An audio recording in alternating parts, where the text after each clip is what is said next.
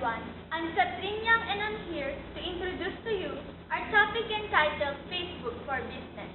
The researchers are here to present to you on how Facebook is related in business industry. We will be able to know the effects of Facebook as businesses create a fan page and promote their products. The next speaker will say something about statement of the problem. Hi, I'm Hazel Joyce Bautista.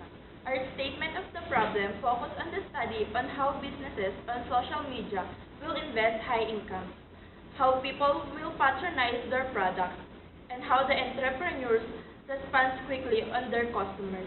The next speaker will talk about the significance of the study. I am Janelia.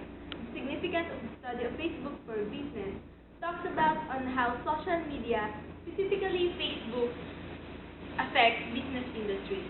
It talks about the importance of networking by using fan page or group.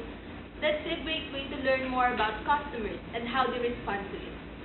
The next speaker talks about scope and the limitations. I will discuss the scope and the limitation of our research paper.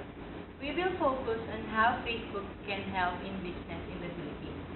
We will not deal with the other networking sites that can also help business. Our research paper centers on the advantages and disadvantages of Facebook.